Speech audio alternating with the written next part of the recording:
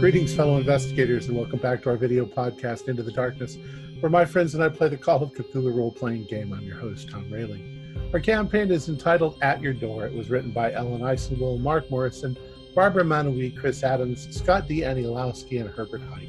I'm your game master, and this is episode 20. Our recap will be done by David as his character, Dr. Desmond Mills. So without any further delay, let's continue our journey into the darkness. David?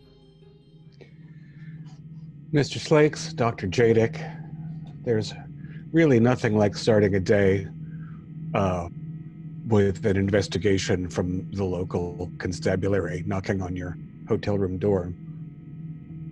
But I suppose after coming upon the brutal aftermath of a vicious murder, one can expect no less. So we were respectively, repeatedly interrogated and finally released. The advantage for our research being that we learned a couple of salient things. One is that the police think there was at least one other figure at the crime scene.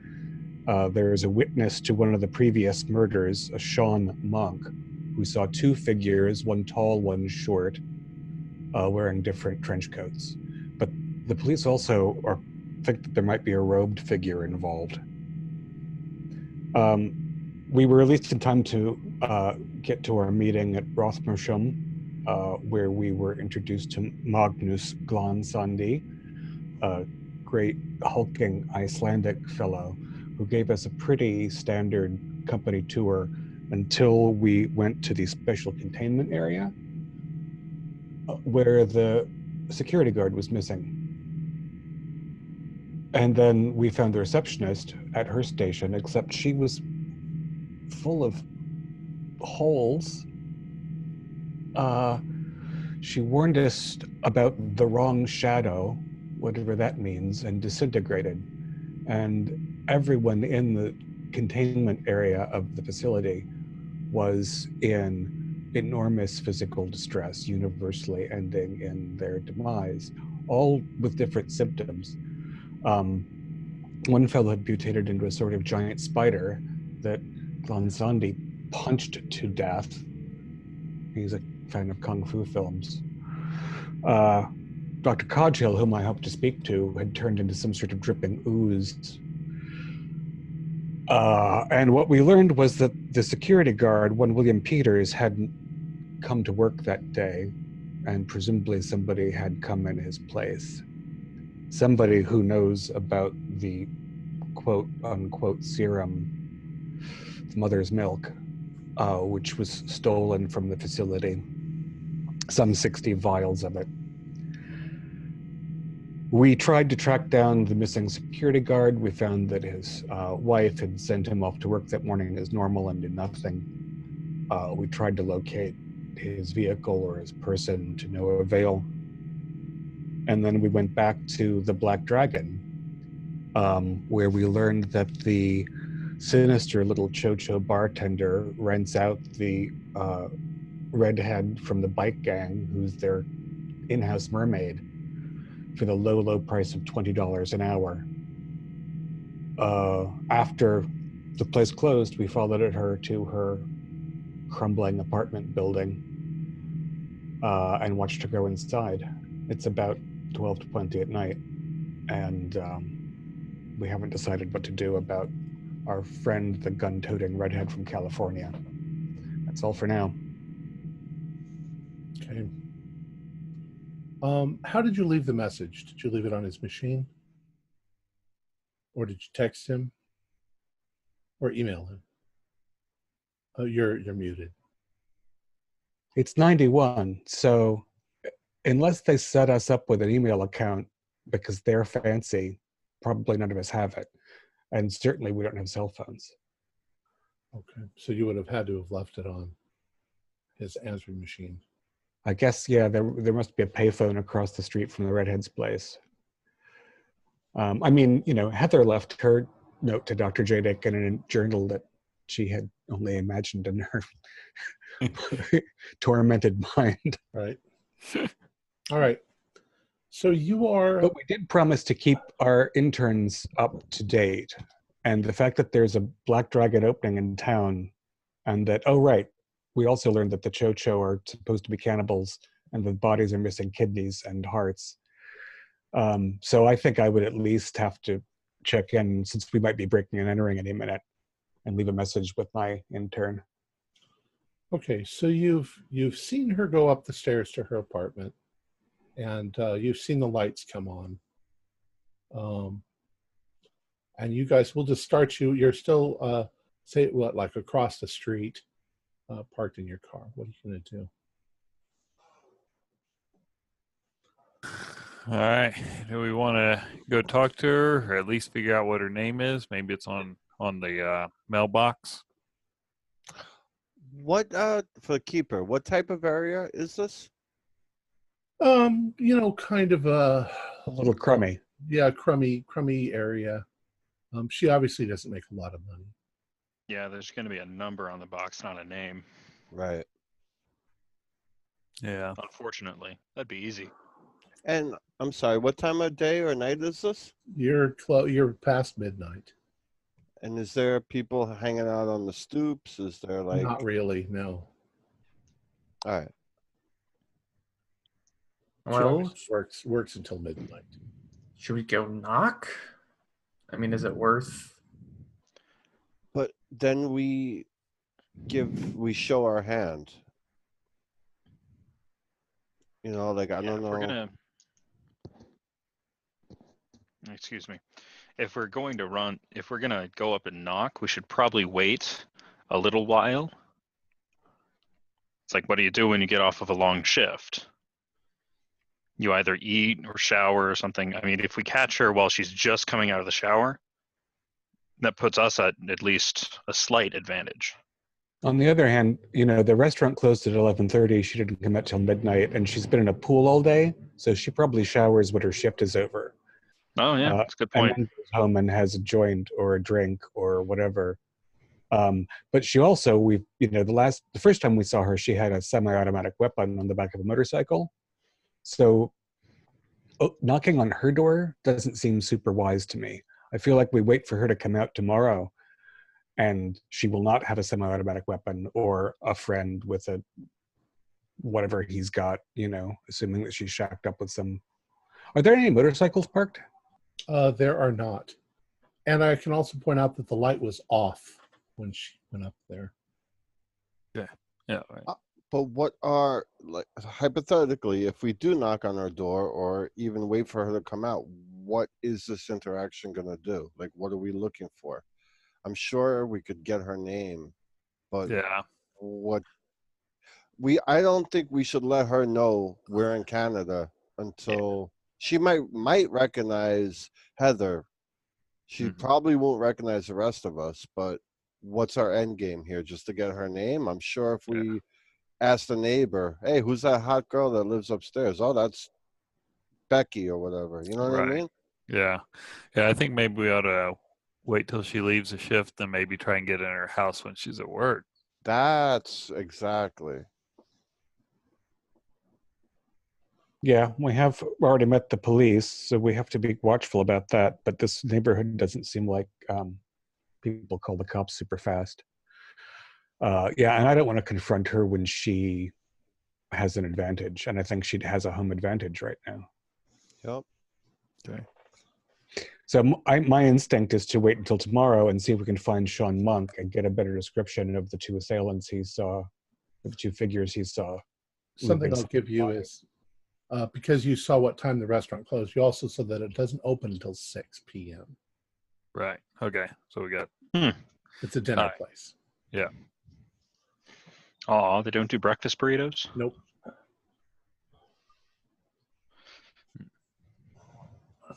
Little ham. A long pork breakfast burrito. We want to take a look in her car. Maybe it's unlocked, or the window might be broke.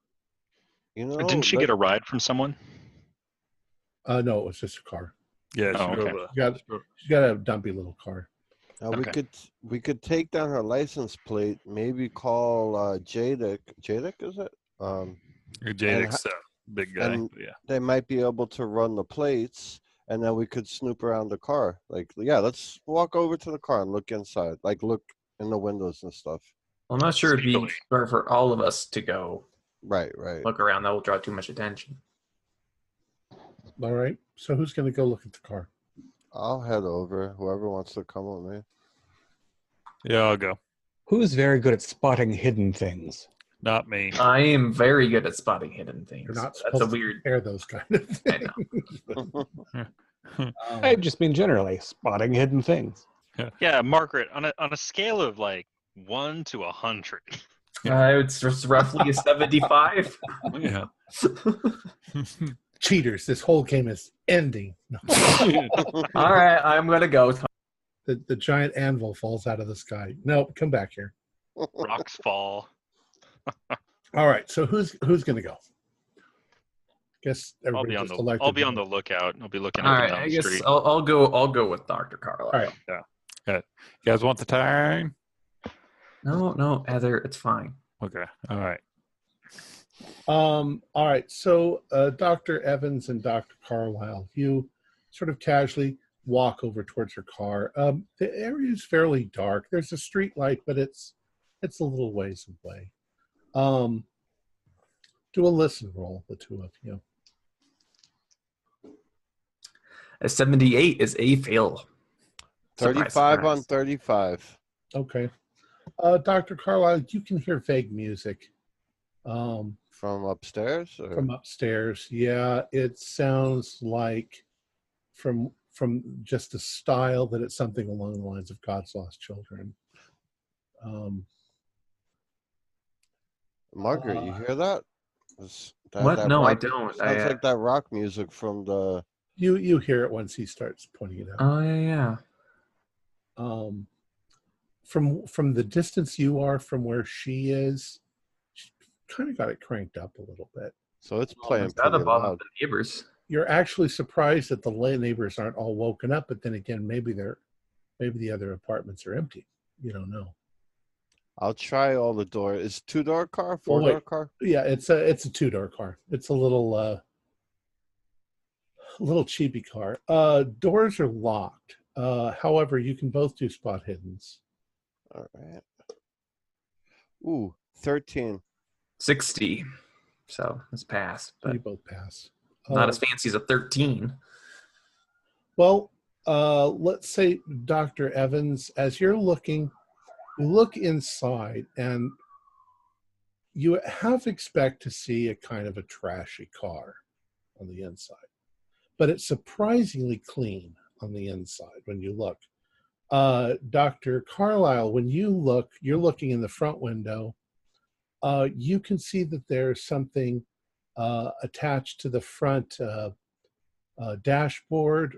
Maybe it's taped down or something, but it immediately becomes apparent that this is a rental. Oh. Okay. Margaret, I think this is a rental car. A really cheap rental. Oh, really? I think, that I might ask Heather to bring over that tire iron because I don't think anybody's going to hear it if we break the window and search this car.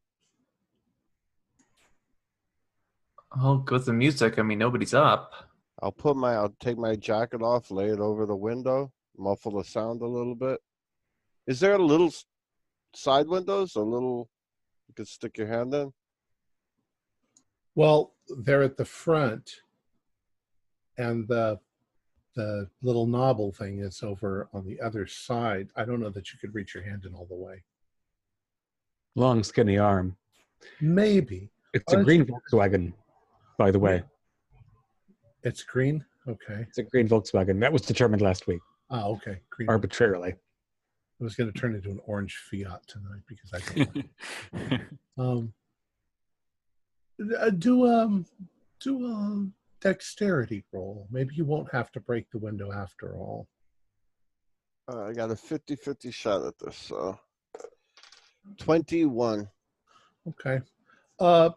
You realize that if you jimmy those little triangular windows a little bit, that you can get it to pop open because the thing wasn't really turned all the way, and maybe you can reach inside and with a little effort, you can pop that thing up. So you managed to do that. All right, so but I know I just take a look around again. Like, Margaret, come over here. Like, lean against me. So if somebody comes, I'm just gonna like throw my arm around you, like if we were, And I'll look around, make sure nobody's out there. Nobody's out there. All right, so I'll reach in and. All right. Once you've unlocked it, I suppose you can both do spot hiddens. Definitely want to check the trunk too. 92. 32 is a hard pass. Okay. I bumped my head on the door frame.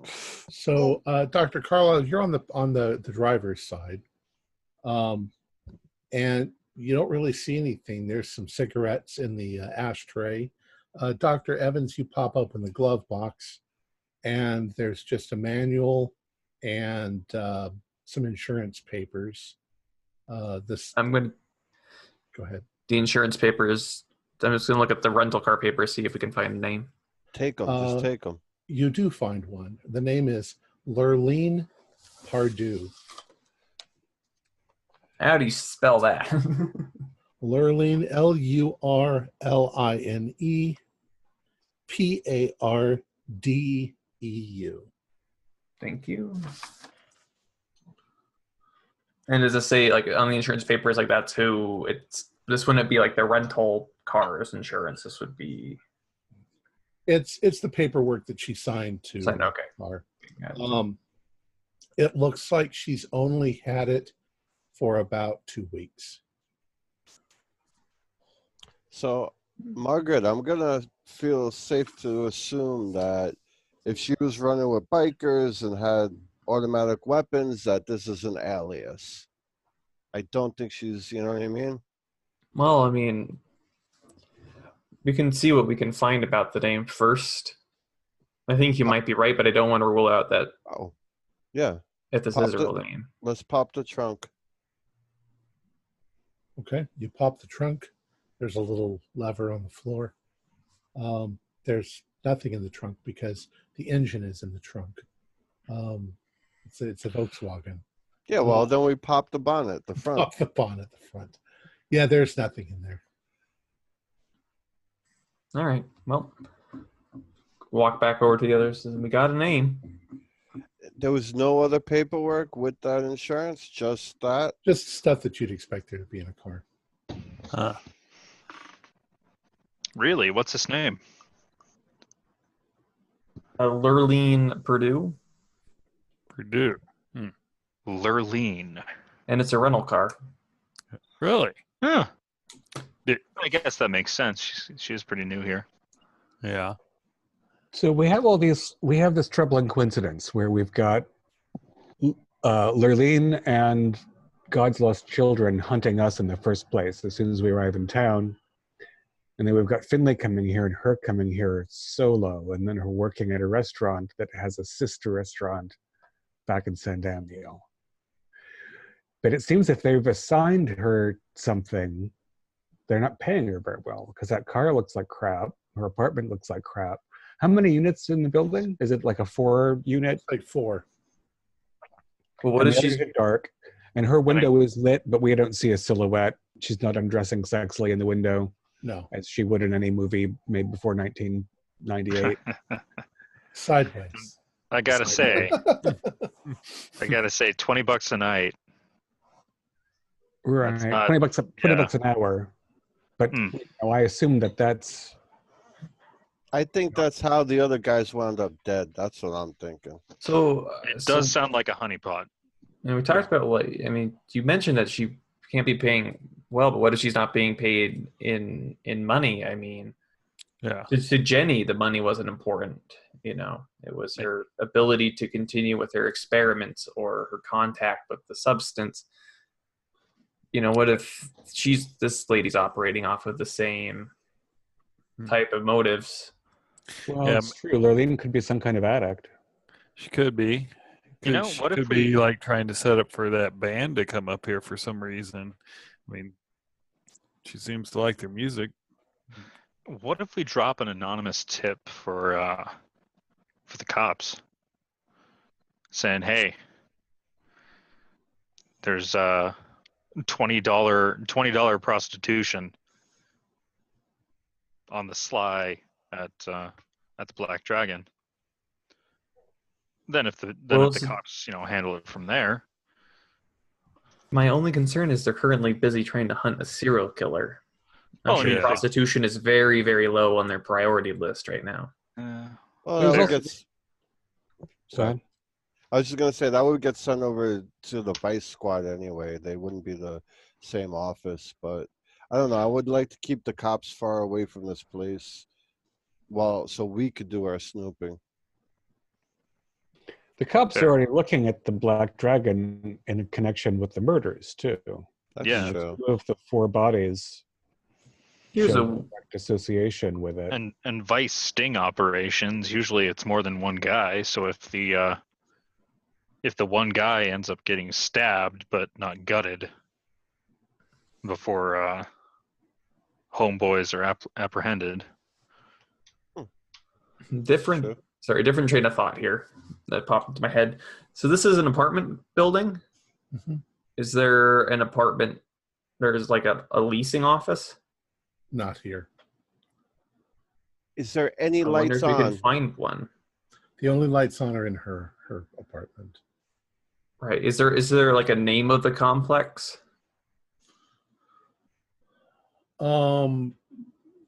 Yeah, there's an old broken sign out in the front that says the Seashell Apartment Complex. Sounds like it was written in the scenario. You didn't just make that up off the top of your head. The sea breeze, the seashell. I don't know. Yeah. But we'll find out if this C whatever apartment complex has a number to call and like some yellow pages and see if they have like vacancies. Like pretend like we're looking for an apartment, and then we can find if there actually is anybody else here. Or if this place is just totally abandoned and she's just is literally the only one here. Is that music still blaring? Mm-hmm. I start walking towards the door. I'm like, guys, she ain't gonna hear anything. We could, if the door's open, I'll knock on the first floor apartments. So if we find that no one lives in these, what are we? What I are we think gonna Well, place is I empty. mean, like, why is she living in an abandoned apartment complex? get? Yeah. Maybe it's the same. Maybe they're gonna bring up their whole God's Lost Children and have them move in. Well, maybe, but if the whole place is empty, I mean, that means there will be nobody to hear us when we kick her door in when she's gone for work. That's right. What if the whole place is full of chocho with knives in their sharp teeth? They just went to sleep earlier. Yeah. There- I don't know if holding a knife in your sharp teeth is very comfortable. we'll be able to outrun. But I get your I don't think you sharpen your teeth for comfort, Yeah. Dr. Lee. Sir, is the community, is the apartment complex got a dumpster? Mm-hmm. I'm gonna go over there and look, because if people are living here, there's gonna be more than quite a bit of trash in there. Do a luck roll. Shouldn't spend all that luck. No, 95. All right, when you go over to the dumpster, it's pretty much empty. Okay. It may have just been dumped. Right. Yeah. Good. Except for one really nasty, slimy thing that you Yeah. touch accidentally.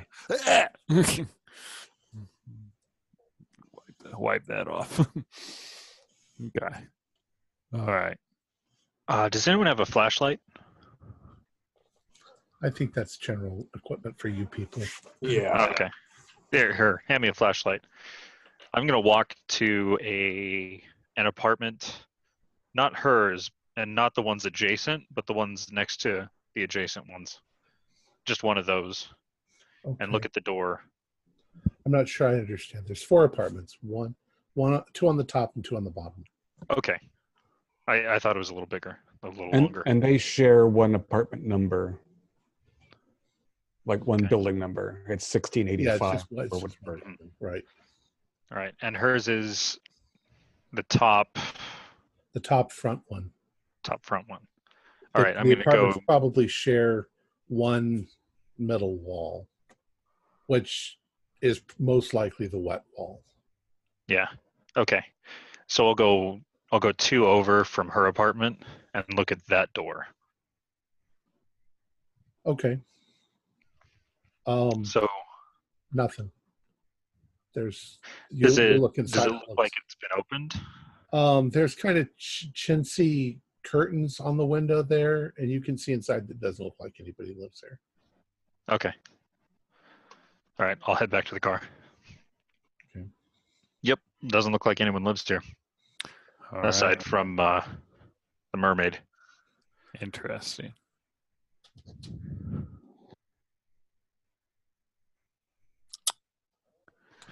I think we need to see the inside of that apartment when she's not home.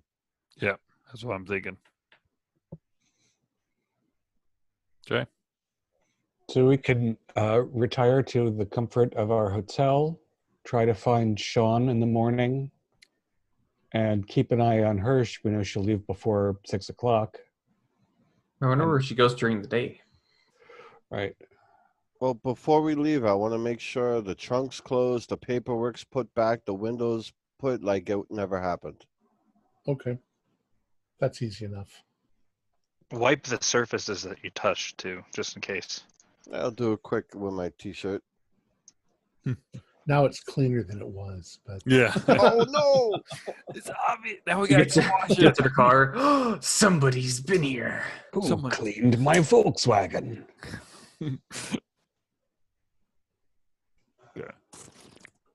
all right. So what are you going to do? You're going to drive back to the hotel? Mhm. Does anyone when we looked at that liquor license? I know it was under Mrs. Finley's. Did we get her full name? Did it have the? Madeline, wasn't it? Okay. All right. I think that's correct. Doesn't start with B. That's essentially what I'm wondering. No, I it was wonder- Madeline. If this apartment complex belongs to her also. That would be cute, Oh. wouldn't it? Yeah. Our assistants are still in San Damiel, right? Yeah. I'm going to call them up, even though it's really late at night. Oh, You're it's, young. I want to ask them to check to try to get the our good old cult fearing police friend to see if Lorleen has any arrest record back in San Damiel. Okay. But I like that. The response is, couldn't that have waited until morning? No. If you want us to know what we were up to, we're letting you know what we're up to. You left us in a cave for weeks. yeah. Oh, It's not their fault. I missed the cave. In hindsight, it wasn't that bad. yes, it We was. did learn a lot. We didn't have In our hindsight, it was terrible, Doc. freedom. Yeah, we had no freedom. We were at the mercy of a giant psychopath, okay? I may never feel clean again, and I almost got killed about 12 times. And I met a space monster and a dead guy. It was pretty bad. I actually would like to interact with the dead guy again. That was interesting. I want to interact with all of them again. That was like the greatest 3 weeks of my life. Ethan and I fist bump. Okay, I have something interesting. That's not what happened on the phone, because Toronto is in the Eastern time zone. Oh, So it isn't super late for them. No, ah, it's like 9 something or 10. Sure, why are you complaining about the time? This is your normal working hours. Freaking college You students. hear this party going on in there. No tree monsters trying to kill us. Guys, No substance. Quiet down, quiet down. Brain monsters trying to kill us. They're having a blast. I recognize that pornography. Oh, Jack. Jack, why did he have to be the one to answer the phone? All right, so On the way back to the hotel. they'll try to get that to you tonight. Sweet. Excellent.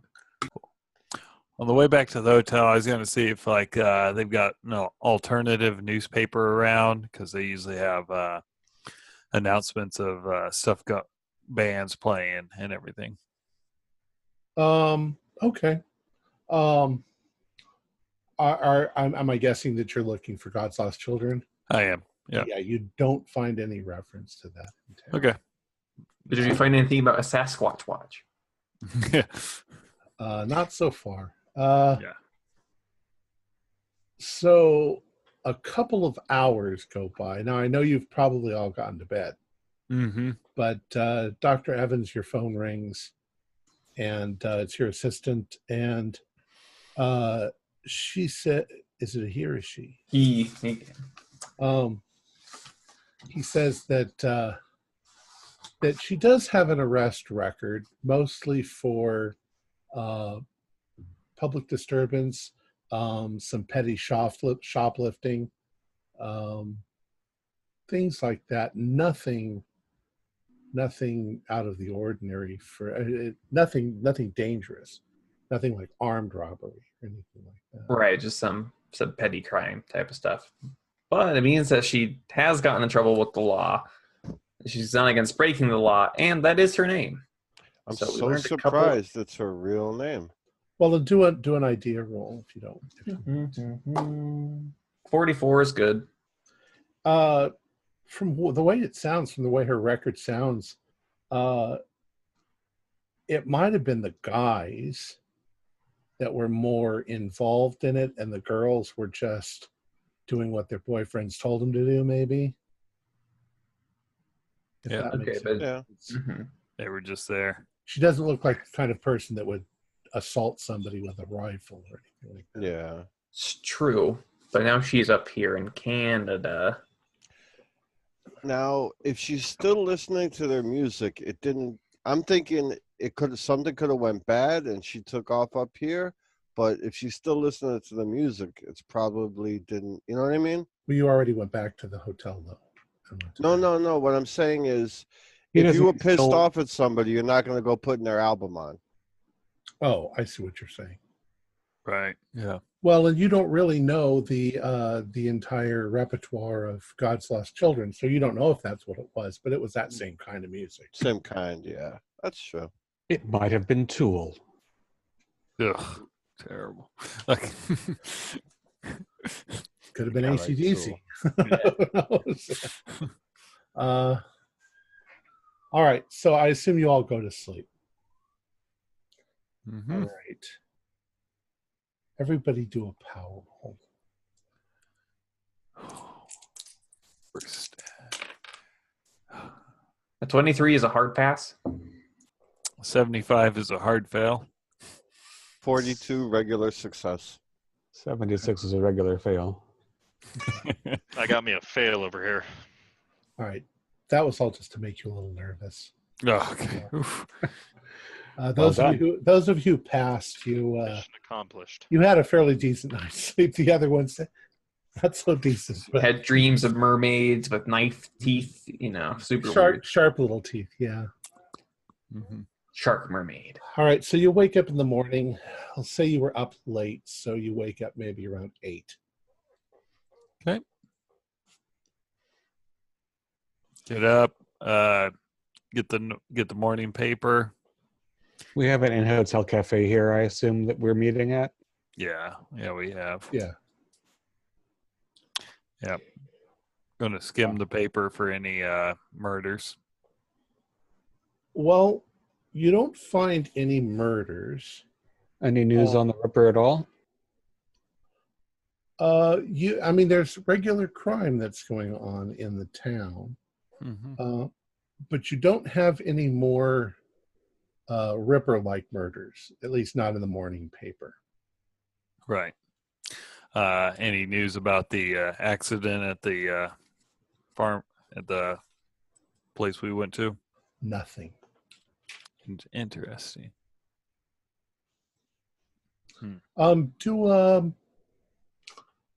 Do a spot hidden roll, Dr. Bates. That's a pass. Okay. You do find something an odd article. It doesn't seem related to anything else. It might not be. To read that. Okay. The library burgled. A window was broken and at least one rare volume stolen at the Thomas Fisher Rare Book Library on George Street this morning.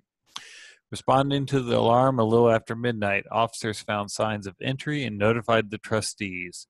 A police spokesman disclosed no other clues, but commented that professional thieves may have been involved due to the rarity and value of the targeted books. Museum trustee Malcolm Apley indicated that so far only one volume, the intriguingly titled Psychotic Manuscript, hinge-bound in rare leathers and dating from the 9th century, is missing. Every effort will be made to retrieve the rare volume. Psychotic Manuscript. May I assume that that's an autocorrect typo? No. Psychotic wasn't coined until the 19th century by Freud. So either the museum fellow was full of it, or the newspaper got it wrong, or something. Mm-hmm. But rare books are have been a continuing theme of our endeavors so far. Right. So I'll look at It them. might be a translation error. Could be, yeah. What I took from that was rare leather. Yeah. On the city map, is that close to the university and that park that we had went to? I still haven't sent you that map.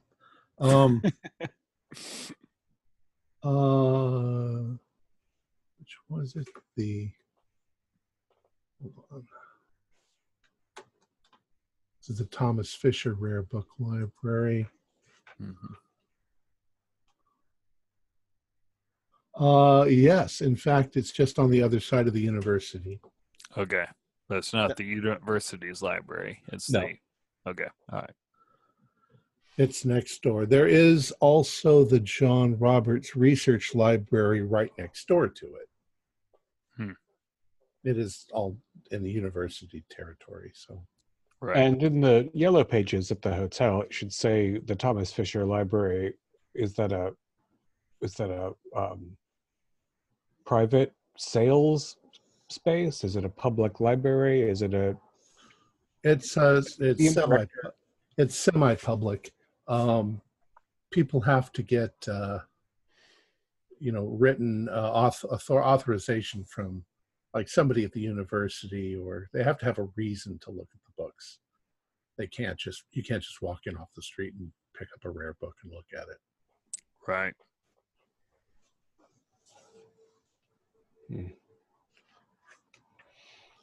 All right. And is there any public listing for Sean Monk? Yes, there is. She lives across town. I wonder if we went to the regular library and just looked up this book in reference. Can we find anything else out about it? Well, let's see. We should definitely go check out to see what we can find about that book. Seeing the other witness, Sean, should be good. And we should also check to see if our missing security guard has turned back up at his house. Yeah. Yeah. Doubtful, but wouldn't hurt to ask. And there should be book dealers if nothing's at the library we can find. We could also talk to them, but we'd be I drawing wonder if attention our to ourselves. visit caused the presumptive widow to call the authorities in yet. Well, couldn't we call the Norwegian gentleman, and he would have had to have followed up with her family. Yeah, Magnus Glansandi. I don't know if he's probably very busy today with all those gray ash and corpses to clean up. I'd be curious to see whether Rothmersham even is answering the phone today, though. That's worth... Because, boy, that's a cover-up. And Full Wilderness didn't do it this time. So maybe NWI did. Yeah, that's what I'm thinking. I'd like to meet some of those folks. NWI is above Larson Pharmaceuticals, right? So we have Rothbasham and then Right. Larson and then NWI. Right. And NWI was also the people who owned Don Biozyme. Mm-hmm. Substantially, yeah. All right, so we've got a bunch of things to follow up. Do you want to break into groups? Yeah, I think so. I think that's going to be the easiest for us. Okay. What could possibly go wrong? That's right. Which group and which direction? Well, I think that Shaggy and Scooby should go. Yeah. Scary place. To the restaurant. That's where they would go. That's right. Yeah. Zoinks. Not until 6. I will be. I wouldn't mind. I've had some good luck at the library, so I wouldn't mind going to the library and trying to look up on some info on that book. See if we haven't find anything out. That makes sense. You're a little bit library crazy, and that seems like the place that's safest for one person to go alone. Whereas visiting witnesses, following redheads, etc., seems like it might be better done in teams. Now, Heather, how good would you say you are with books on a scale from 1 to 100? Like the use of I'm kidding. I love him. Now, Margaret, we've already made that joke today. Well, no, it was yesterday. Yeah, That's right. In-game days, Dr. Leash. Yeah, we need a 24-hour cooldown on that particular joke. I used to be luckier, and then I got lucky, and now I'm less lucky. Yeah. Oh, did someone want to call the wife of the security guard? Just I think if we drive by and if there's the appropriate car in the driveway, there's our answer. Mm-hmm. I don't know if we need to. I want to cause her no more distress. Yeah. Yeah. For her and her and the kid's sake, I hope he shows up. That seemed like a nice family. Yeah, maybe they just knocked him on the head and they didn't do him in. Yeah. We can hope. Yeah. Did we leave a number with her? No, because we told her we were from the company. We told her we were HR. Which, Yeah. if HR shows up, then we've been had. Well, now, Dr. Leash, do you want to come with me and go visit Sean? Because we seem to have pretty good luck when we knock on doors. Because last time you and I did that, we found a giant alligator. So, alligator, bear, alligator, months. Calling it. Yeah. Yeah, I might as well do that. Euphemism. You do make I was feeling the library, but you make a good point. Library's probably the safest, and we definitely should pair up. When visiting strangers. At least the men should pair up. So that would mean that Ethan and I would go and stalk the redhead. It's not the least likely prospect. Okay. So Ethan and Desmond are going to stalk the redhead. So, and I assume we can get the hotel to set us up with easy one-day car rental or something so we can divide our forces easily. Yes, that's easy enough. Just call 1991 Uber. Mm-hmm. It's called a taxi. Yeah. What? And they're all yellow. I don't know what color they are in Toronto. But, all right, so you two are going to stalk the redhead. Margaret, you're going to the library, did you say? Oh, Heather is. I am. Heather is going to the library. And Jonathan and Margaret, where are you going? We're going to visit Sean, the witness of one of the murders. All right. I'm going to put in and try to have the police every breath you take playing in whatever vehicle Ethan and Desmond are going in, because it's thematically appropriate. Yeah, it's creepy stalker song. So, yeah, we could alternate with Roxanne. Actually, that would work too. Oh yeah, red light. Huh. All right. Well, let's do Jonathan and Margaret first. You drive over to this Sean Monk's house. It's about 8:30 when you arrive there. Okay, we'll just say it's 8:30. His car is still in the driveway, so maybe he doesn't leave for work, but he might be leaving for work soon. Okay, well let's go. Right. So the two of you walk up to the door and you knock, and you can hear some rustling around inside, and all of a sudden this guy opens the door. He looks like he's in the middle of putting his tie on, and he says, "Yeah, who are you?"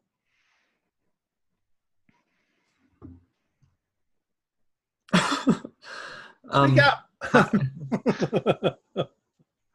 Hi, sorry, are you Sean? Yeah, that's me, Sean Monk.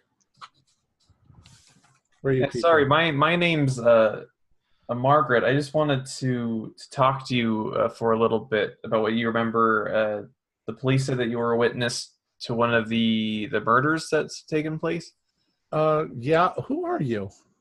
I don't understand. Are you detectives or something? No. I already told him everything I do. One of our friends is missing, and we're hoping that he's not. Well, I don't know. The only thing I told them was that I saw some suspicious looking fellas near where that guy was murdered. Mr. Simmons, I think. Or Russell Simons, whatever.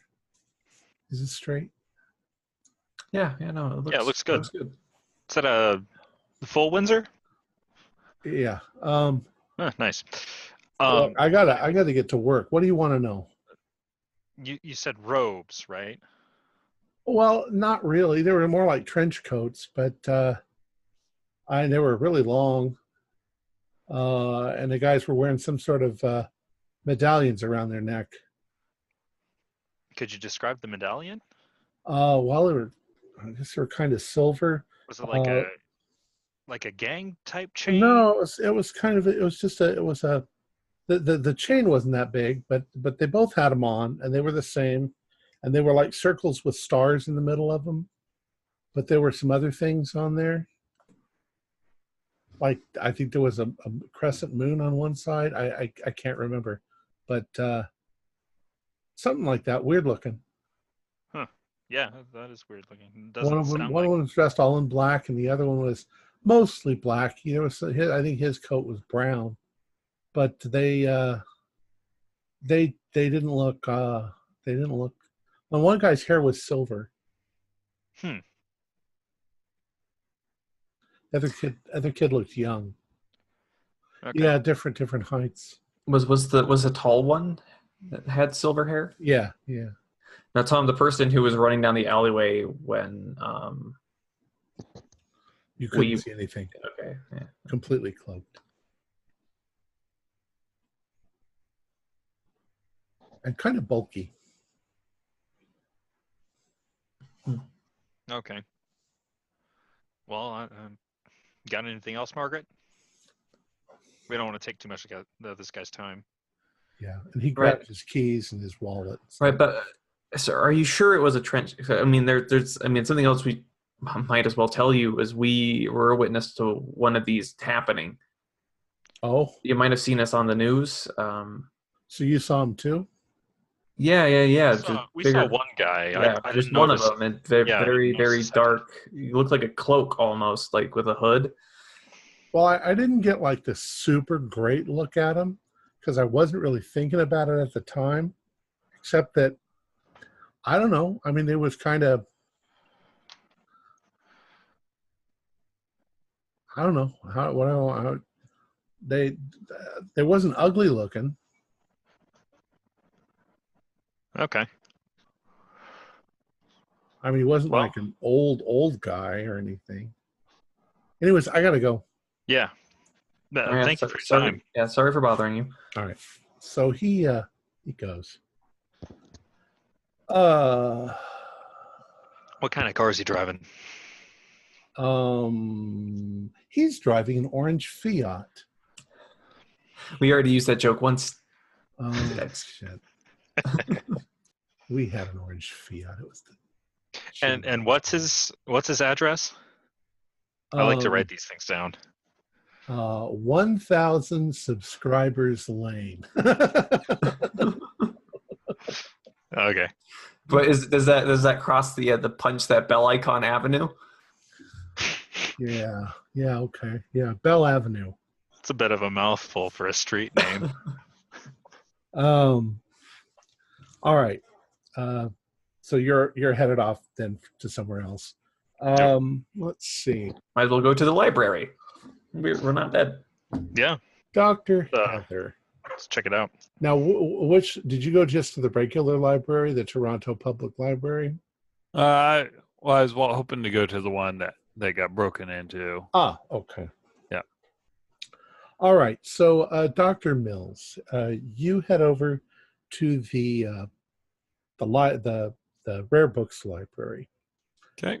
And when you get there, you find that there is some tape that's gone over a window, Mm-hmm. and there's a cop car parked outside. And there's nobody going in and out the door. Okay. So it's probably closed, and your guess is that they're doing some detective work to see what they can find Right. at the moment. Okay. Does it look like anyone's kind of standing around, just kind of looking, staring at it? No. And there's not just a cop car. It's already closed. No one's in the cop car. No, nobody's in the cop car. Okay. I'll go ahead and I'll start walking up to the door. Okay. You walk up to the door, and you can see there are 4 people inside. 2 of them look like, I guess they wouldn't necessarily be dressed like cops. So you see 4 men inside. Mm-hmm. One of them is, a couple of them are dressed nicer, like in suits. The other Right. ones are in just jackets, and you can see that somebody's dusting for prints and things like that on the inside. Okay.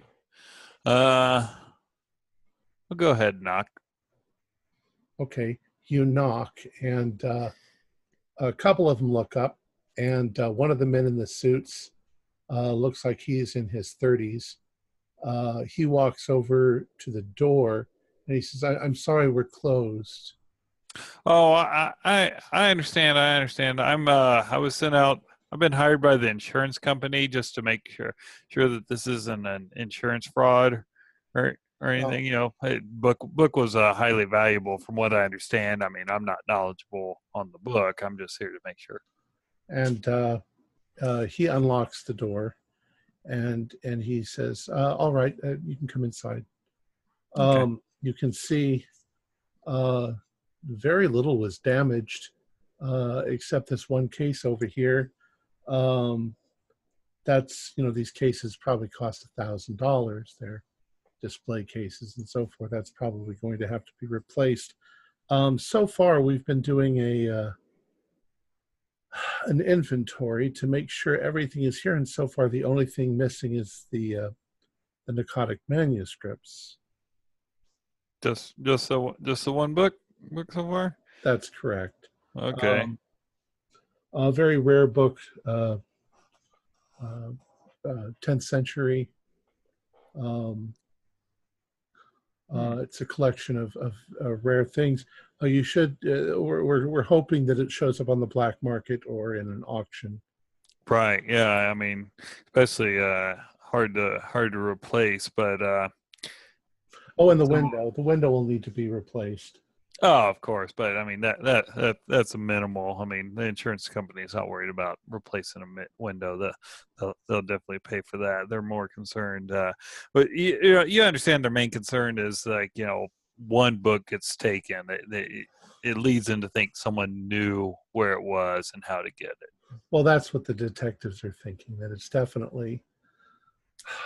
Unfortunately, in this world, there are very unscrupulous collectors of rare things, and they get their mind on something and they go to ridiculous lengths to obtain it.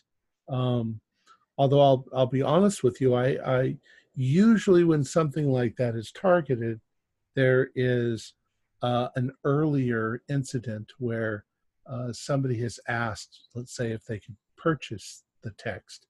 That did not happen in this case. We had no inquiries about the text at all. In fact, we haven't even had anybody want to look at it or study it in years. Wow, that is. How about anyone coming in looking at your general inventories? Maybe someone came in and was like, "Hey," and they saw it was on there. Well, I suppose that's possible. I haven't seen any unusual or strange people lately. It's always, professors and students that have recommendations. I'm sorry. That's Maggie, my intern over there. She just won't shut up. Oh, I hear you. They all got to get trained that way. And you said that you forgive me. These are all. You said it was the narcotic manuscripts. So not the psychotic ones. That was a typo that or I don't know if it was a typo. It's just they don't listen. Yes, with a P, PN. Okay, I was gonna say because when they sent me out here, I was like psychotic. I was like those are sound like some ravings and not worth a lot. Whereas, it's a moniker. It's a moniker that's applied to them based on a mythology that of its origin. But I mean, there's somebody who is studying it would probably realize that it's it's written in. It's written, I think, mostly in Latin and Greek with some odd symbology. I haven't really studied it myself. Oh yeah, I haven't either. I don't know. Well, I appreciate. Speculation though is that it was bound in he looks around. He says in human leather. Really? So that's never been established. It's true. Mostly that is probably was calf skin. Yeah, it's definitely irreplaceable if that's the case. Indeed. You don't have any. I mean, obviously you're here, but you don't have any employees that are unaccounted for, do you? No. No. Okay. So we could probably eliminate that and all, and I'm sure the detectives will be able to take care of it and all. Do you have anything on? You understand the insurance? They want the proof. Do you got anything like documenting that you had this and where it came from? Yes, of course. We'll we can put that over. We can put that together and send that over to you. It's not something that I can just. Okay, yeah, and I'm obviously out of town, so I given the just leave it with the front desk, and I give them the hotel information. All right, and care of Miss Mills, of course. All right, I'll do that. All right. Do you have a card, Miss Mills? I do, and I get it out. In my regular job, I'm a professor. That's why it says doctor on there. But I don't like to advertise it in this job, of course. Well, thank you very much. We'll get back to you as soon as we have all of our information put together. All right. Oh, what was your name, sir? Some name? Okay. No, I got a name. Okay. Hunt continues. Malcolm Apley. Thank you, Mr. Apley. You've been too kind. And you walk out. I bid adieu. All right. Ethan and Desmond. What exactly are you going to do? It's about 9 a.m. I think we could drive past to see if the car is there or not. Okay. Do a luck roll, both of you. 61.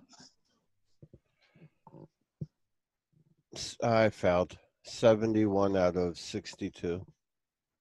Yeah, I failed too. Okay. So the car is still there. So we buy some snacks, and we drive back and park across the street in that shady spot. Down the block, right? Like a good old-fashioned Yeah. stakeout? Okay. Halfway down the block. And I assume we heard the music, Correct. but she presumably sleeps later than 9 o'clock. So Right about 9:30, 9:45, somewhere in there. You see her step out of her apartment and turn around and lock the door. She's dressed in a skimpy little blue dress, if you will. She's got a purse at her side, or, with a chain going around her thing, and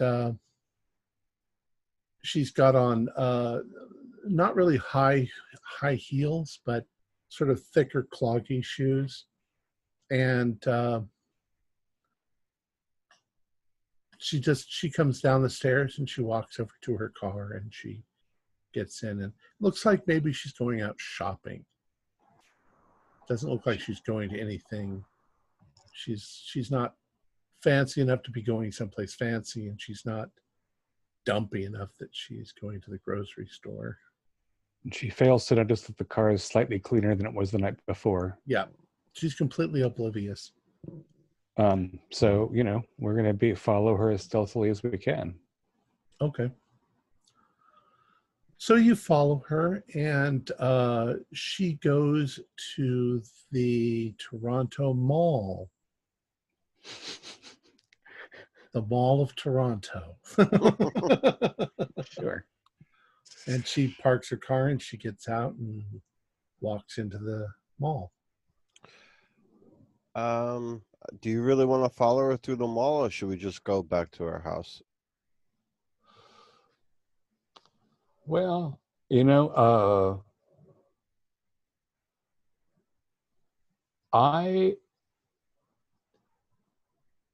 don't know. I'm torn. I think maybe that, first of all, I know you're eager to break in, and there might be something of import there. I wonder if I should follow her around while you do that, or whether two eyes are better than one in her place.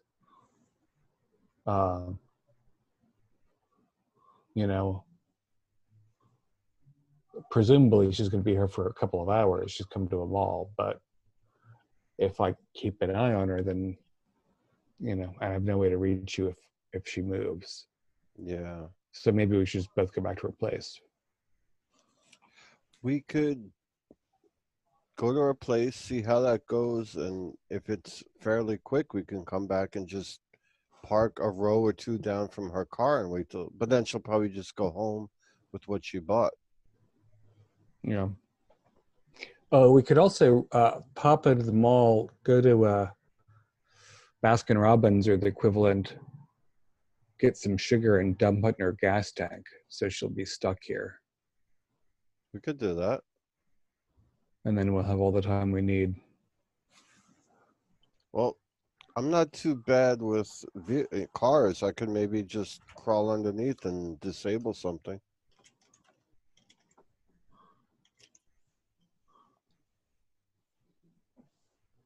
We could just let the air out of our tires.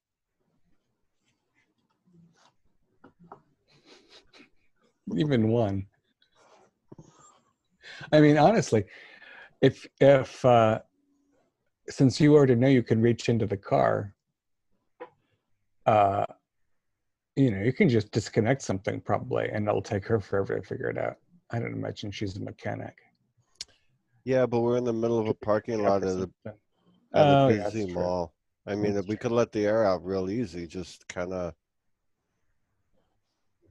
Even one tire will do, right? Yeah. I can stand next to you and whistle and hold one of Heather's cigarettes in front of my face. Looking cool.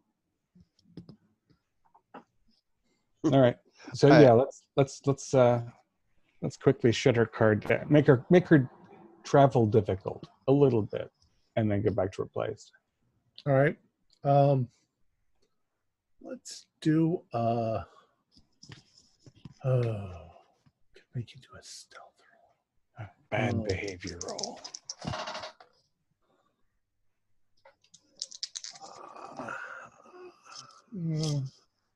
I'll make you. I'm not gonna make you make a roll. It's still early. The shops are just opening, so there's not that many people in the parking lot. And if anybody, hey, what's going on? Oh, I think I got a friggin' leak here. Yeah. You know, nobody All right. really. So you managed to take the air out of one of the tires, at least quite a bit. She'll have to go get it pumped back up before she goes all the way home. And then what do you do? Scoot back to her place and do a B&E. All right. All right, so you get back to her place, and there's nobody there. You don't see anybody anywhere nearby. All right, so get one of the tire iron out of the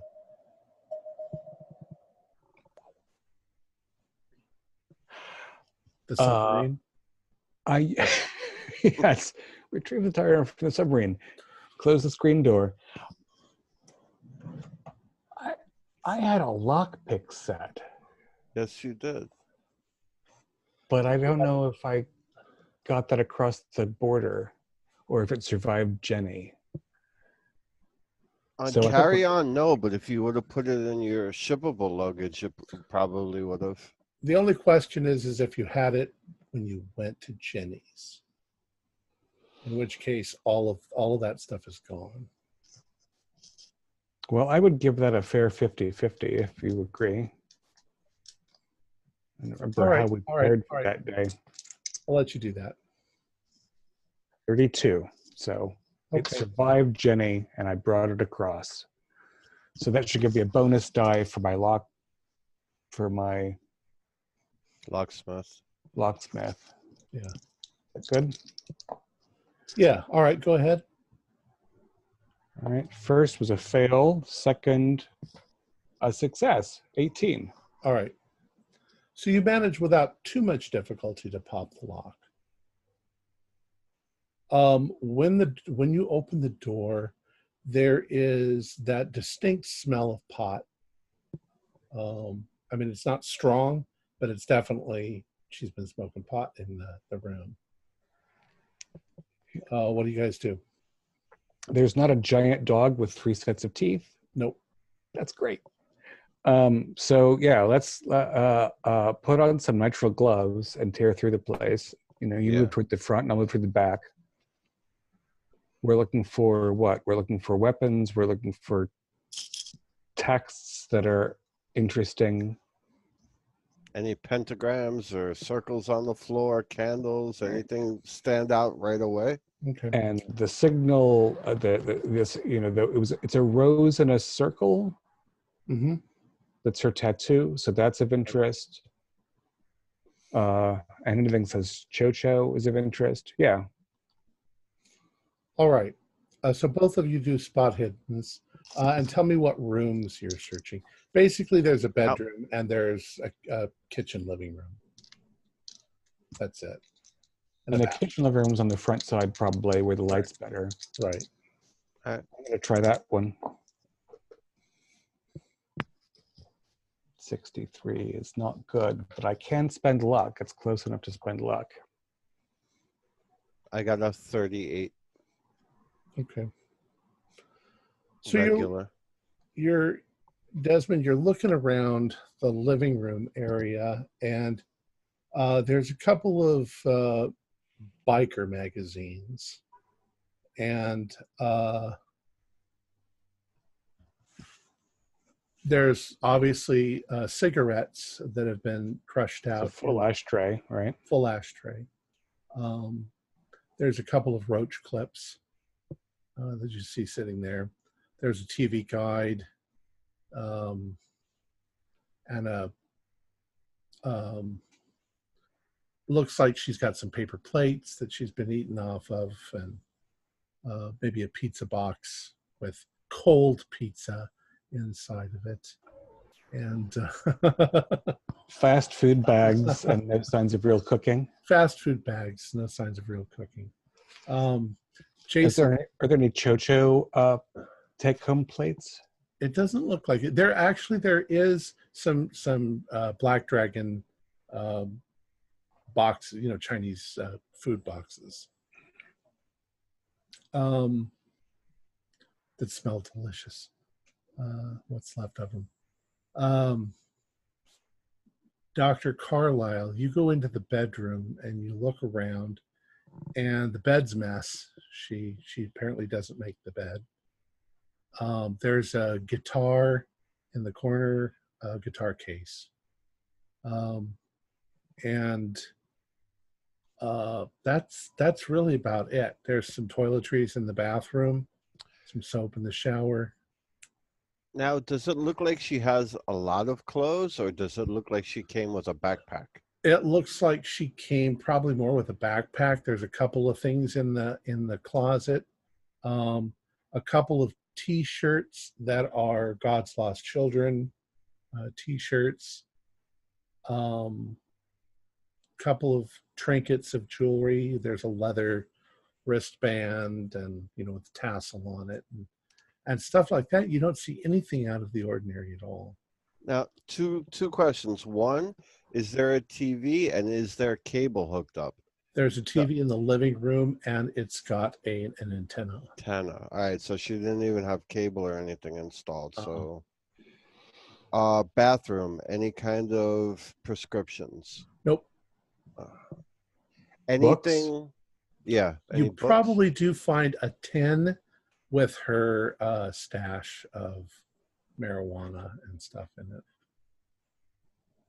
I don't think pipes were really a big thing yet, so they just roach clips and a baggie with marijuana in it. But nothing with her name. No mail. No. Nope. Birth control. No. Well, And maybe there are bookshelves. I don't think of that, but yeah, maybe there's birth control. I just wanted to see if there was a label, like a address or like a prescription. Okay, I'll say that there's probably a prescription there, and it's for Lurleen Purdue. That's what I wanted to. And it was an American prescription, or yes, it's a Sandamiel prescription. Okay. So she's been here less than a month. I don't know if it's a month or 3 months. I think it's a 3-month supply. But so she's been here less than 3 months. Probably in the apartment less than that. Well, that she was in Sandamiel, what was that, maybe 3 or 4 weeks ago? Yeah, I'm just thinking that I think the prescriptions are for 3 months at a time. So she didn't fill it since she's been here. So that's, Right. Right. The question of whether she's relocated or is on assignment is relevant, but that's not resolved there. Right. And there are no books at all, just TV Guide and Right. Glamour. Some magazines. Yeah, no Yeti Gazzetti. Nope. There's a book, but there's a magazine that shows a lot of biker tattoos and stuff like that. But even if we feel underneath drawers and Correct. like tops of What's in the fridge? Beer and basic. Half a sandwich, Yeah, maybe half a sandwich. some ketchup. A sandwich from Togo's or Noggles. I don't know what they had back in Toronto at the time, but something like that. Yeah, Tim Hortons. You can get maybe. breakfast and lunch. Maybe some Tim Hortons leftovers. Okay, Dr. Carlisle, do you think we've I proven think that there's nothing here? Yeah, let's get out of here and Hopefully I can lock the door up clean. yeah. All right. Damn it. Is there a fire escape? No. Second story, right? Yeah. Honestly, if she jumped out of the window in the back in the bedroom, she could probably land on the ground without really hurting herself very much. All right, that's A sprained well. If he can't close the door properly, I want to do that so there's no evidence that we went in. It's all about what kind of latch it is. Some you can set to just relock. Oh, that's true. Yeah, you just turn the little knob and then you close the door and it's relocked. Yeah. Our hands are clean, so we're good. That was a dud. Yeah. Hope the others were luckier. I thought we'd find at least a cheesy book on witchcraft or something. Like a Barnes & Noble special, you know what I mean? Yeah. Something. Anything else you want to do? Knock on all the doors just to make sure nobody answers. In the whole building? Yeah. Yeah, nobody's there. 3 empty apartments. That's actually worth looking at. Is there any mail downstairs for the landlord or other owner? Not that you find. There is a box on the wall. Just apartment 1, 2, 3, and 4. And you can't see inside, so Well, do they have those glass meters? no. No? It's basically a metal thing like that with a little slot in it. No, not for the mail. I'm talking about for the electrical. Oh, sure. Okay. Are any of the other ones even active? You know what I mean? Like they have to be turned on by the power company unless this is jury rigged. I'm wondering if she went in and set up her own power, or if well, you're asking me. There's no indication that there's anybody in the other apartments. Right. Whether or not that means that the thing doesn't move at all, or it barely moves, or. Well, I was just wondering if it was if it looked like it was. Well, I don't know the answer. So the answer is that there's nobody in the other apartments. All right. You know, I'm just getting too deep with it. Sorry. I'm thinking if there's an electric stove in there, then maybe just the electric clock on it would cause it to turn a little. Yeah. Very slowly. All right. So yeah, our plan now, the question now is, do we sit outside until she comes back from the mall and then see if she goes back to work, which seems tedious. Maybe we should try to pick up Heather at the library. Yeah. I mean, it would be priceless to sit down the block and watch her face when she gets to the car, but, let's go to the library. Fair enough. All right. So you all converge on the rare books library or the regular library? I would have thought the regular library. So the Toronto library? I mean, well, I'll see what Desmond says, but. Well, all right. Yeah. Go ahead. All right. So that's what you do. You converge on the Toronto library. And we'll just, for the sake of argument, you land there all at the same time. Ooh, how Nice. Does anybody have Peter Tate's little contacts book where he kept people in ratings? You probably have it back in your lab. Okay. I want to call the assistants again and have them look for Lurline Purdue in that. Oh, that's a good point. All right. Do you want to do anything while they're doing that? I mean, if we could look at you're at the library, right? If we can try to find some references from other texts about the narcotic. Actually, how you pronounced it, Heather? Yeah. Not psychotic. No, Narcotic. narcotic. Well, let's say this as considering that you ask your assistants and they have the book right there, they look through it and they don't find any Lurline Purdue listed. That would have been a gratifying connection. It's a pity about that. We still don't know what happened to poor Peter. Oh, I know. Yeah. You All can but ask, nothing good. ask Jack if he remembers a redhead with a back tattoo. That's right. That's my Yeah. favorite. That's true. Jack's like, I don't remember anything. It Yeah. all becomes a blur. All right. Colored blur. So you are at the library, Mm-hmm.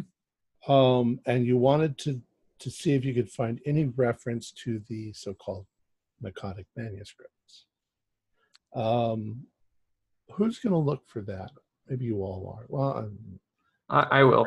I mentioned it. all right, Dr. Evans, go ahead and do a library roll. 24 is a hard success. Okay.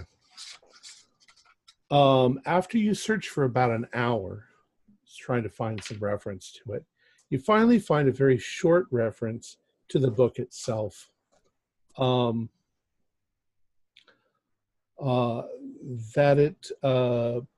That it's a very old book, that it's listed under occult, legendary occult tomes, and its actual origins are not known.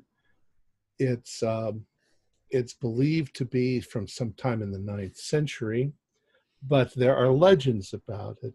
The legends being that it came from a place called Frozen Lomar, which was supposed to be not in this world, but in an alternate universe of some sort, a dreamland, if you will. And that it's older, that it's supposed to be actually older than the 9th century. It's supposed to be ancient, beyond the human race. And that it went from ancient Hyperborea to passed down from generation to generation. Oh, of course, everybody knows about ancient Hyperborea. You know, guy, if I was reading this stuff like 2 months ago, it's supposed to be something that was held down, passed down by forbidden and secret cults, and that it was legendarily originally from the city of Nakotas, which is where it gets its name.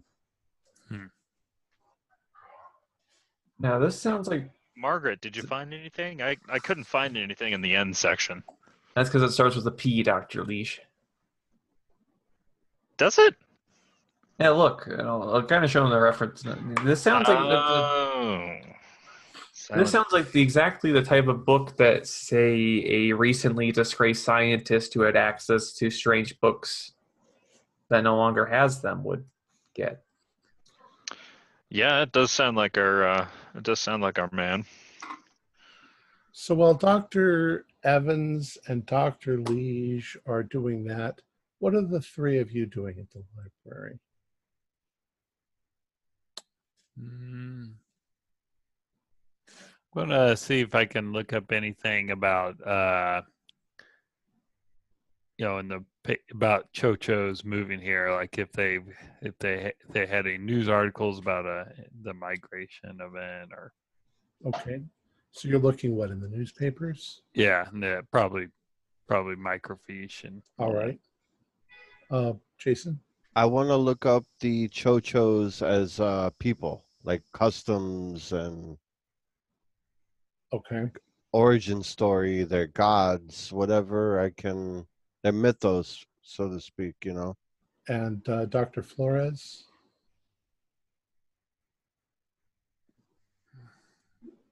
David?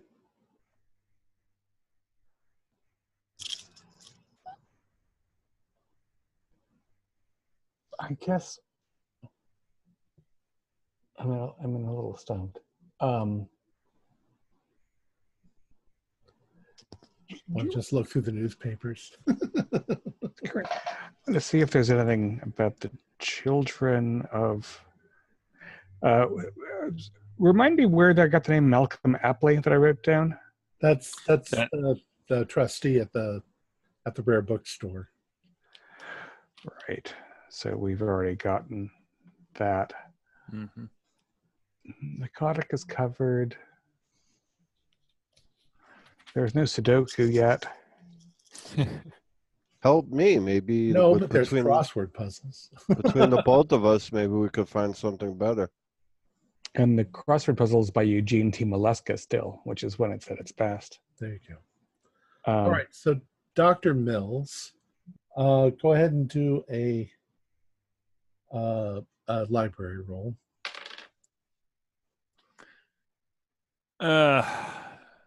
Debating burning one luck. And what were you looking for again? I'm looking for like any news about like them coming here as the Chochos coming here as a people, you know, and when that was, and if the newspaper speculates why there was a large. Well, it's pretty close roll. I'll give it to you without spending luck. They started migrating during a conflict that began about 9 months ago in their home country. Oh. And they were refugees. They moved down into India, and then from there, a number of them they've sort of become a diaspora. Mm-hmm. But a large chunk of them went to San Damiel and Toronto, and it's kind of obvious that they had some assistance in getting there. Right. Okay. And I assume it doesn't give any hints of what that assistance was. No. Okay.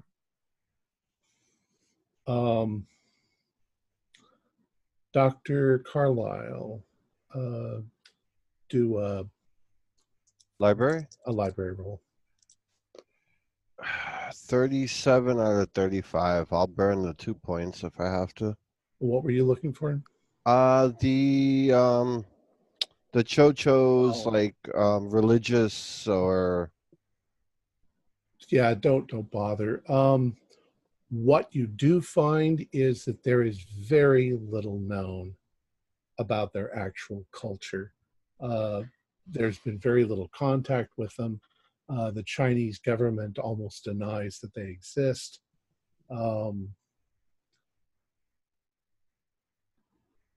And all you get is if you look in the newspapers, the only references like Dr. Heather finds is that there's at least one article that says that they were originally kicked out because the Chinese claim that they're cannibals. But of course, the Chinese are claiming anything because they're against these they're very religious people, supposedly. all right. Dr. Desmond, do your library roll.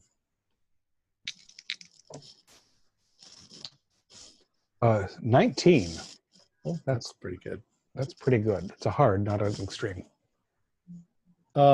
You find a couple of interesting articles. The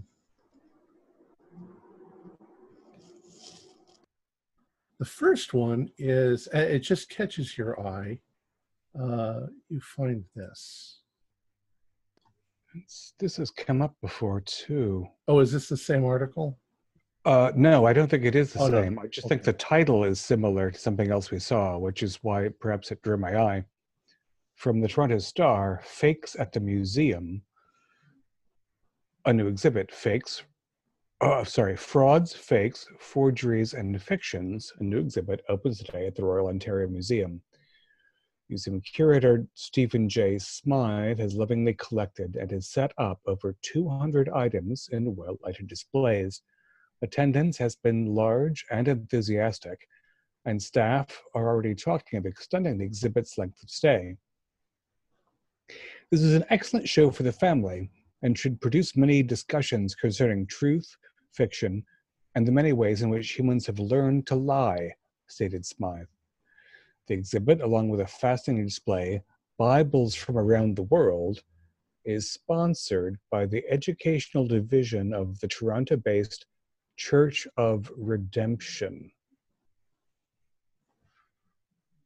It's a curious way to fund public research through a so-called Church of Redemption, I would say. Go ahead and do another Library? library roll. 60, 59, 56 actually. So normal success. Okay. You also find a little while later in the newspaper, that was from a few weeks ago. Right, so a later edition of the Star has museum exhibit partly closes. Owing to visitor complaints, the Royal Ontario Museum has agreed to withdraw from public view part of its popular new exhibit, Frauds, Fakes, Forgeries, and Fiction. The item is a large representation of a mythical crab-like beast called a Torngok Rondagok. Too many people have been disturbed and frightened by the thing, explained curator Stephen J. Smythe, director of the exhibit. It's just not worth the trouble it has caused. The Rondagok, once believed carved from stone by Aleut Indians, has been owned by the museum since the end of World War II. Shortly after its purchase from an estate in London, England, resident archaeologists placed it in the museum's storage vaults, pronouncing it a fake. The fate of the Rondagok is undetermined, but Frauds, Fakes, Forgeries, and Fictions will continue its showing until the 30th of this month. So we have a little time to visit that.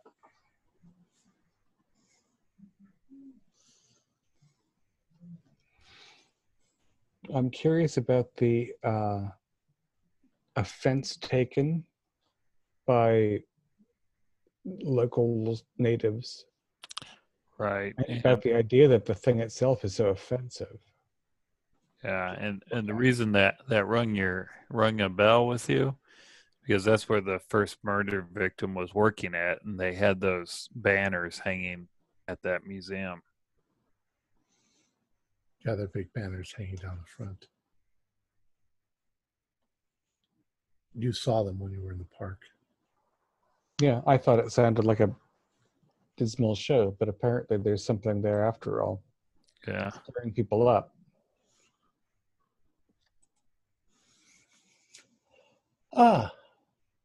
What's next? Museum? Now, is there any, just before we leave real fast, is there any, can I find any more reference material about these so-called dreamlands?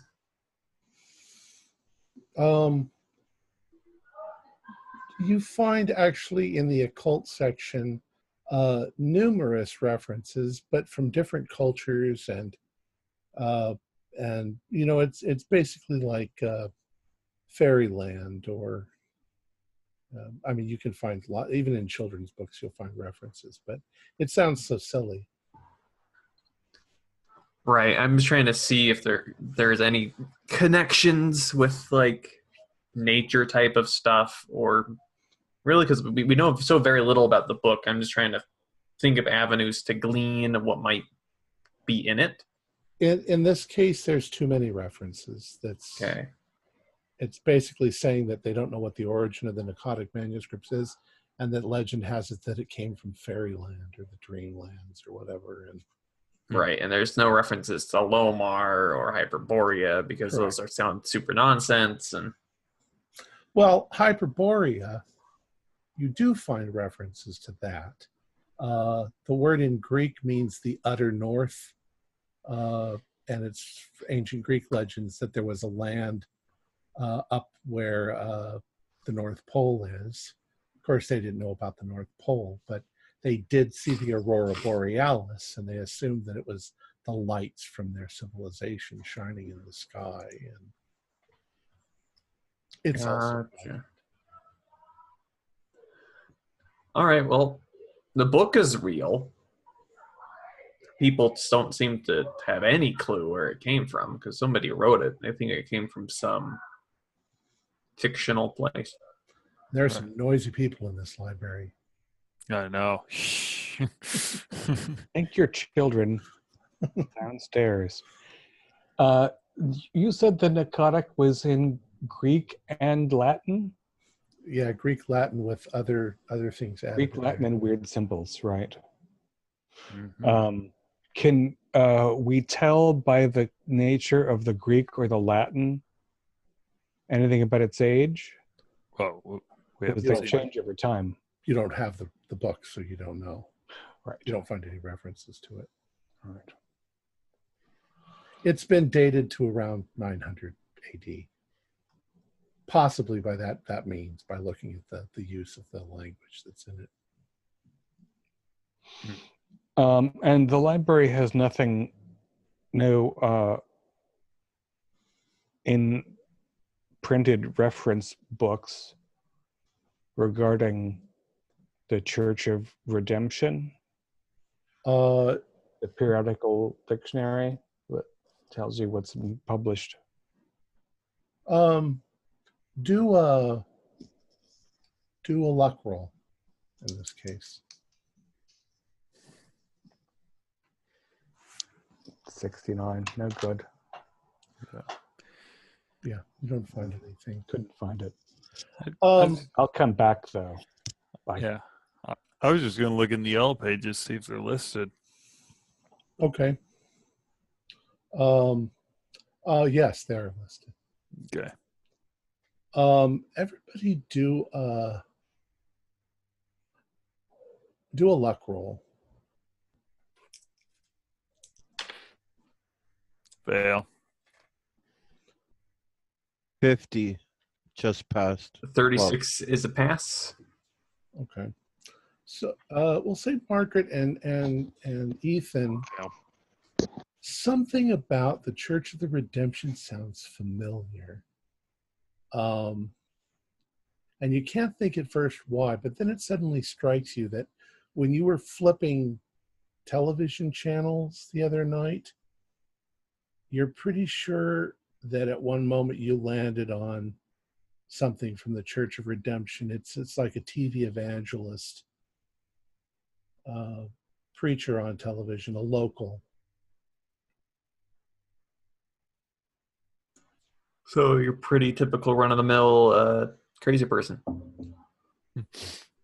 Yeah, it's there's a picture or something, and big giant cross, and what you'd expect from a TV. Right, the call in now, mail in type of stuff. Yeah, Mail in your money. put your hands against the television set and God will heal you. Yeah, that sort of stuff. Mhm. Ernest Ainsley sort of stuff. So, why would any public institution really, assuming that Margaret's told me this, why would they,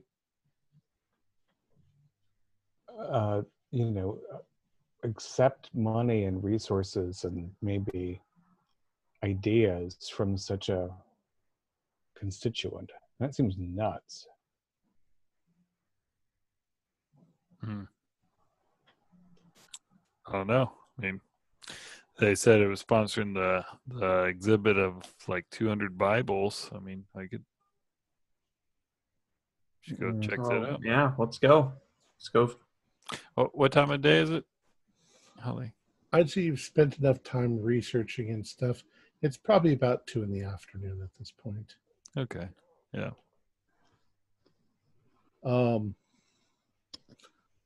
You figured that the Black Dragon's going to open in about 4 hours. Yeah, exactly. All right. So you're going to head to the Royal Museum?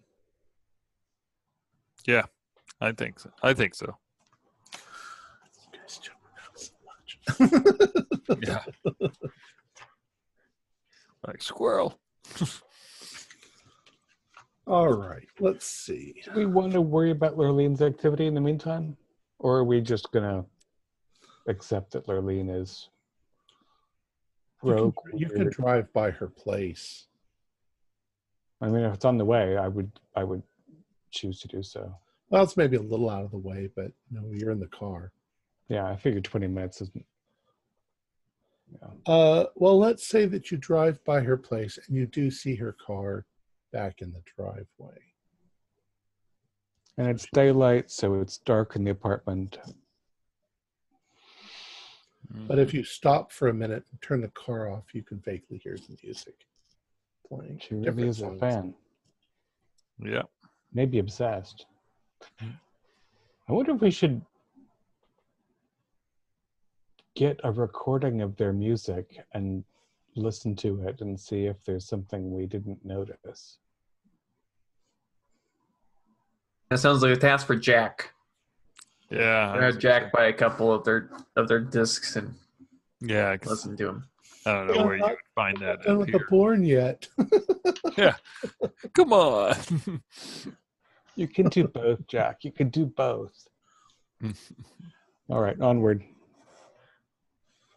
Death metal and porn. That's right. What a combo.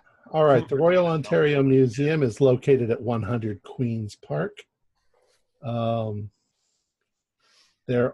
It's a big place. There are thousands of exhibits, Egyptian, Roman, Greek, Islamic, Chinese.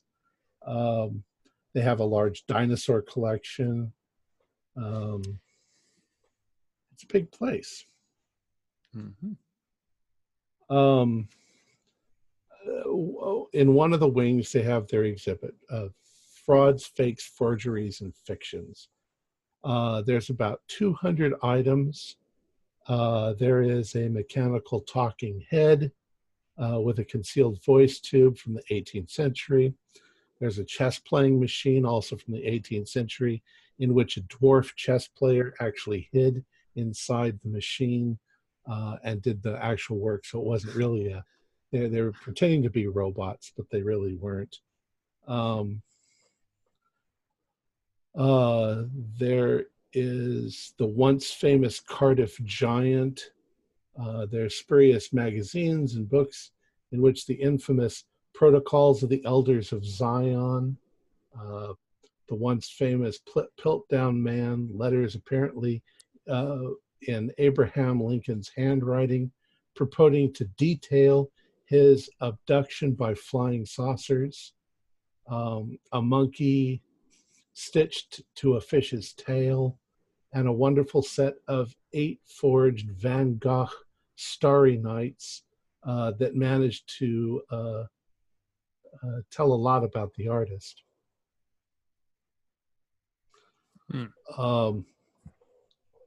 There is something. Is the statue still there?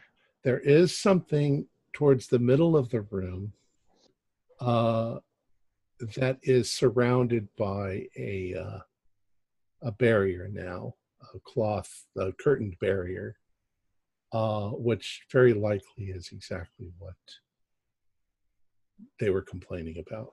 Well, should we ask for permission, or should we just look behind the curtains and then get kicked out? There's velvet guard ropes around it too. Oh, well, we can't cross the velvet rope. I mean, Oh, if that's too much. yeah. We do have doctorates. We probably could get permission. That's a fair point. Especially Dr. Carlisle, who doctor in zoology. It also, there's enough people walking around, and you can see that the security is meh, No, I'm just gonna saunter over there and go past the almighty velvet ropes. What you could actually do is probably just reach beyond them. Yeah, that's what I'll do. Okay. With a tiny bit of coordination, we can make it pretty easy to have 2 of us in front of the 2 people who slip under the rope and then between the curtains. And since it's not a matter of theft, but just seeing, I would almost guarantee at least a brief success, if not a lengthy one. All right.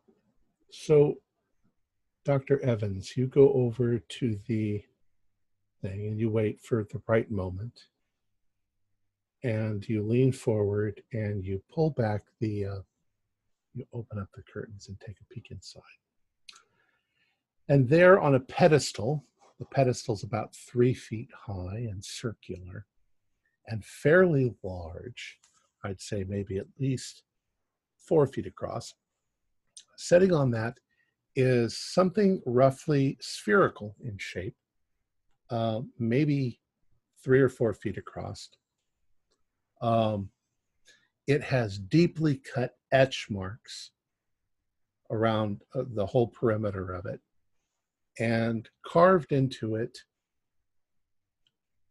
almost facing you, is this hideous, monstrous sort of face with a long sort of tubular nose, and the rest of it has crab-like arms around the circle of the stone.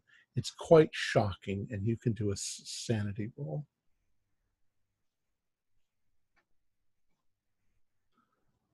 Uh, 65 is a fail. Okay, do a 1d4. 1.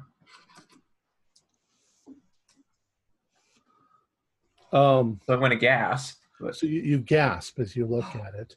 why? It's not so much that it's realistic, it's just the face of it is so incredibly hideous and monstrous and not human-like at all. I'm getting flashbacks to like little hands with eyes. And Yeah, very, very strange looking thing. I've seen some weird stuff, and this looks along the same line of weird that I don't like. Almost, if you've ever seen a bat's face close up, it can be extremely strange with its just the whole shape of it. So you gasp and you step back. Shut the curtain. Nobody notices. Whew. Wow, that is that really is something else. Huh. I can see why some people would find it upsetting. Yeah. So was it really something? It looked like. Well, I mean, to put it, I think the only way I can is it looked. I wouldn't have been surprised if something that looked like that showed up as another one of Jenny's guests. Really? It's that strange. It's that upsetting. And did you get the impression that it was actually an ancient object? Well, it looks like it's carved out of stone. It was. I mean, yeah, it's carved. So this is some indication that something like we've seen has been immortalized in stone. It's very different. It's not exactly like what we've seen. It's very different, in fact. But I mean that that it's the feeling I get. Something that same outside. Does anybody else want to take a peek? I have to. How can I not? Yeah. Okay. After that glowing recommendation. Well, we just have to make sure Dr. Carlisle, keep him back. We don't want him falling in love with the carving. Pump it or something. All right. So Dr. Desmond, just do a luck roll first.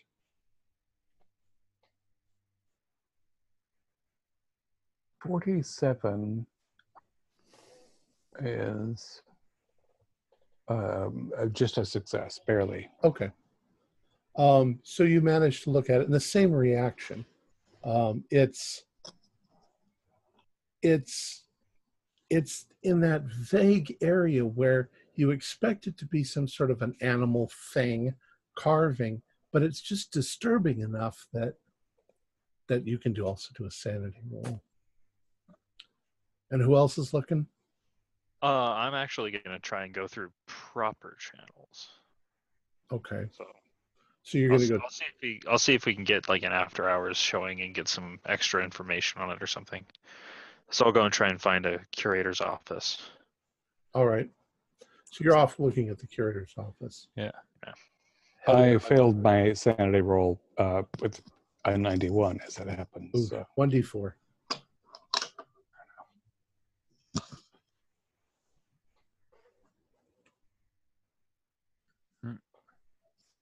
Which also says it's pretty disturbing stuff. Yeah. Dr. Ethan, what are you doing? I want to look, but I'm not sure. I don't want to metagame it because he's kind of has like barely any sanity to begin with. But All right. Well, I let's don't. just do a spot hidden for me then. Well, I can tell you that I come out from the curtain looking ashen with my eyes bugged out and sweating. If that helps you, not metagame. Yeah, I mean, he's gonna have to look though, you know. Well, do a spot hidden for me instead. 75. I failed. Okay. Well, if you want to look, same reaction. You can do a sanity roll. It's just really disturbing. I failed. Just barely failed. How about Dr. Mills? What are you going to do? I'm looking around to see if they've got any flyers, because I assume they would have printed it up, or like a little exhibit display where it goes, oh, this is whatever it is, and has a little history on it besides. Right. The take it home with you little book from the gift shop. Where they have pictures of the exhibits and stuff. Yeah, they do have something like that. And in fact, in the book itself, there is a not so good photograph of the object itself. It looks like it's sort of in the background. It's not directly photographed, but you can see what basically they're saying, although you can't really see the details that they've seen. Right. Dr. Liege, when you go to the curator's office, you meet with the curator. Yes, what can I do for you? Hello, my name is Dr. Liege. I'm in town on a bit of a business errand, and I decided to stop by the museum. And I had heard a little bit of a hubbub about a certain peculiar statue. Ah, you're talking about the in the fakes and frauds. Yes. Well, it's no longer on display. It's going to be removed shortly. What did you want to know? It's a fake, you know. It's definitely not Aleutian Indian. It was probably produced by somebody during World War I or World War II, and then sold to the museum as an authentic piece, and then it was decided that it was in fact a fake. It's been down in the basement all this time. Is it? And I remember it's being cited as it's being removed from display because it's disturbing. Now, it's very strange. They're bringing children in here. Don't want to give the little kiddies nightmares, you know. That's fair. Would you mind if I took a look at it? Just. Well, it's been cordoned off, I'm afraid. Can I take a security guard over and have a peek? Well, their orders are to just, you know, keep it the way that it is. Okay. I'm sorry. Oh, that's understandable. Could you at least describe it to me? It's caught my interest. Well, it's basically he described it to you. Okay. Well, that does sound odd. And a fake. Now, I can't say I'm not familiar with abstract expressionism nowadays, but why would someone make something like that? Well, probably sold it to the museum for a considerable amount of money, and the verification came sometime afterwards, or rather the exposure that it was a fake came sometime afterwards. These things happen, you know, in museums, especially so many years ago. Yeah, I'm not too familiar with the arts side of truth finding. It's really not worth concerning yourself over. It's, Okay. Yeah. Well, I'm biology, so I was wondering if it was some sort of odd animal. Some sort of it's meant to look strange. It's the stranger it looks, the better they could sell it to us as some sort of artifact.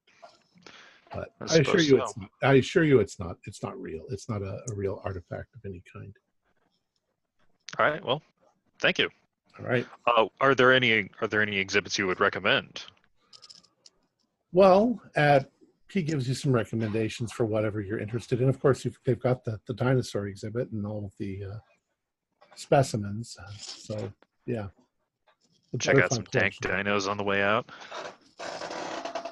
All right, the rest of you, before we finish, I would like you all to do one last spot hidden, and we'll see who gets the best. 28 is a hard pass. 41. 24. 92. Oh, nice. So, Desmond, did you get the best? I think 24. It was the lowest. Okay. So as you are standing there and you guys are getting ready to walk away, the guards have come to a point where they can now see where you're standing. You look down at the base of the curtain and you notice some sparkles of broken glass. And there's one piece of glass that's larger than all the most of it is just crushed glass, but one of the pieces there is this small odd shaped little curve of glass, and it suddenly strikes you that it's about the size of the end of your thumb, and it's curved like that. It looks like the bottom of a test tube. And that's where we'll leave it for tonight. All right. Our players included Morgan Llewellyn, Brian Daly, Keith Craig, Jason Melichok, and David Castaway, with yours truly as the keeper of the secrets. We're currently producing up to 5 shows a week with music and sound effects added in post-production in order to create a richer listener experience. We provide audio-only versions of our shows, free for you to download from Podbean or iTunes. The costs involved with our show are provided almost entirely by our patrons. Without them, we wouldn't be able to do what we do. We have a new patron today. Wooly Samuth has pledged $3 a month. Thank you so much, Wooly. If you'd also like to help support our show, please visit our Patreon account. Just $1 to a month helps us a lot. You can find a link in the description below. Like, share, and subscribe to our channel, and punch that bell icon for updates on our latest shows, and leave us some comments. We enjoy reading them and answering any questions you might have. This is Tom Rayleigh, together with all the members of our gaming club, inviting you to journey with us once again into the darkness for another adventure into the universe of H.P. Lovecraft and the Call of Cthulhu role-playing game. Until next time, good luck and good gaming.